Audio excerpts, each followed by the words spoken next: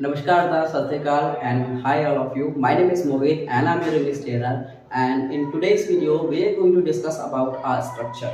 आज हम एक ऐसे स्ट्रक्चर की बात करने वाले हैं जो आपके बहुत काम आएगा। हाँ जी, मेरे पीछे यानी कि व्हाइट बोर्ड पे मैंने ऑलरेडी एक स्ट्रक्चर को लिखा हुआ है। आज हम इनके बारे में पढ़ेंगे। चलिए देखते हैं।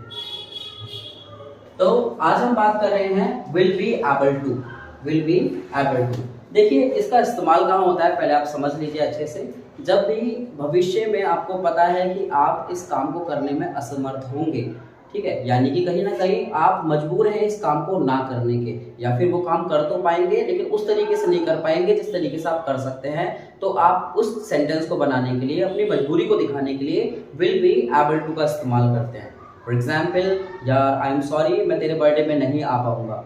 ठीक है, अरे यार मेरे सर में बहुत दर्द है, मैं पार्टी अटेंड नहीं कर पाऊंगा।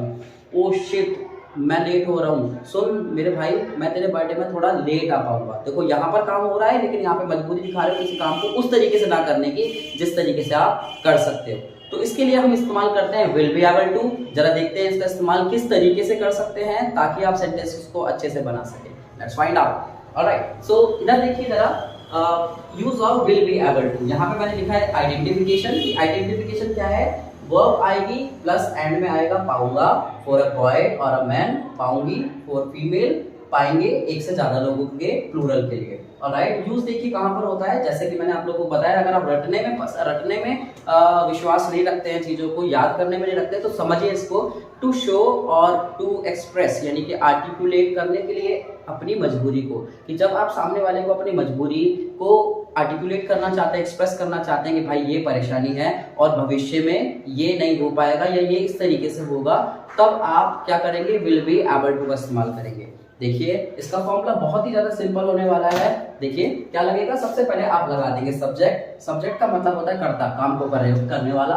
उसके बाद तुरंत ही लगा देंगे आप विल। ठीक है, अब जरा आप ध्यान देखेंगे तो मैंने यहाँ पर नॉट का इस्तेमाल करा है। ऐसा क्यों करा है? क्योंकि विल बी एबल टू का इस्तेमाल हम ज्यादातर मजबूरी को दिखाने के लिए करते हैं, और मोस्ट ऑफ टाइम हम ये तब इस्तेमाल करते हैं जब हम किसी काम को ना करने के सक्षम हो। इसलिए मैंने नेगेटिव का इस्तेमाल करा है, वरना हम सिंपल भी बना सकते हैं। देखिए जरा, सबसे पहले आप लगाएंगे सब्जेक्ट, उसके बाद लगाएंगे विल के बाद लगाएंगे नॉट, उसके बाद लगाएंगे be plus able to plus present form of the verb, जिसको ज्यादातर लोग first form of the verb भी बोलते हैं, और लास्ट में आ जाएगा ऑब्जेक्ट। सेंटेंस कुछ इस तरीके से है, मैं आपके बर्थडे पर नहीं आ पाऊंगा। यहाँ पर आप अपनी मजबूरी को रिप्रेजेंट कर रहे हैं, एक्सप्रेस कर रहे हैं, तो कैसे बनाएंगे? मैं, सब्जेक्ट है मैं को बोलते हैं आई के तुरंत बाद ही आ जाएगा विल के तुरंत बाद आएगा नॉट, प्लस आएगा बी। ठीक है, मैं कुछ नहीं कर रहा हूँ, मैं केवल फॉर्मूला उठा रहा हूँ और यहाँ पे रख रहा हूँ, आई विल नॉट बी। उसके बाद आ जाएगा able to present form of the verb. Verb क्या होती है? वर्ब का मतलब होता है कार्य का होना, एक्शन, रिएक्शन और मोशन, आना जाना, उठना बैठना, खाना पीना, ये सब वर्ब्स होती हैं। तो इसमें वर्ब का है मैं आपके बर्थडे पे नहीं आ, ये आ मतलब आना, और बर्थडे में आने के लिए कम नहीं लगाते हैं, हमेशा पार्टीज में जब भी आप जाएंगे अटेंड लगाएंगे। तो I will not be able to attend, ठीक है, कहां पर?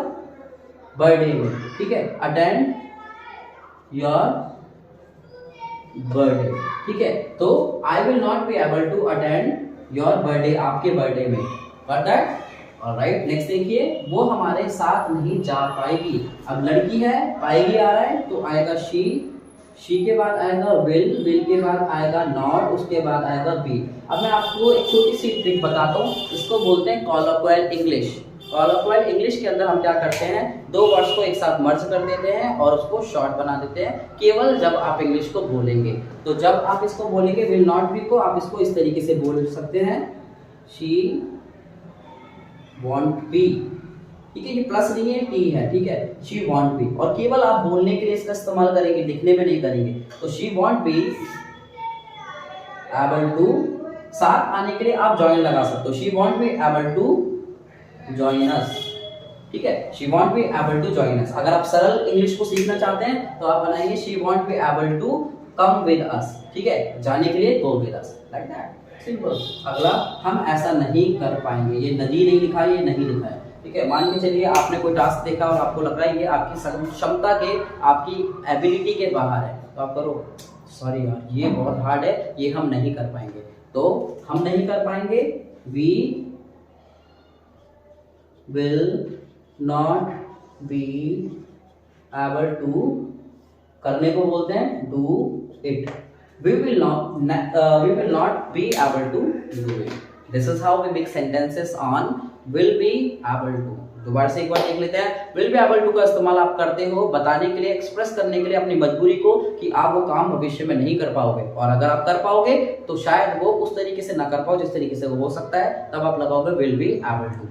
ठीक है, अगर आप रखना चाहते हो तो समझिए, जब वाक्य में आएगी वर्ब और लास्ट में आएगा पाऊंगा, पाएंगे, पाएगी, तो आप लगाएंगे will be able to. For example, यार सॉरी मैं क्लास में लेट आ पाऊंगा, तो यार I am sorry I will be able to attend class late, या कम क्लास लेट। मैं वहां नहीं जा पाऊंगा, I won't be able to go there. मैं यहाँ नहीं आ पाऊंगा, I won't be able to come here. मैं वहां नहीं बैठ पाऊंगा, I won't be able to sit there. This is how you make sentences.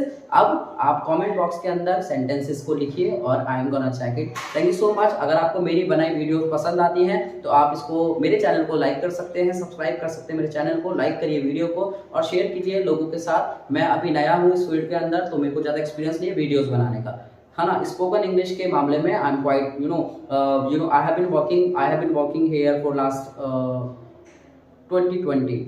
Thank you so much for watching the video. I hope आप लोगों को मजा आया होगा। अगली वीडियो में फटाफट से मिलेंगे। Bye bye.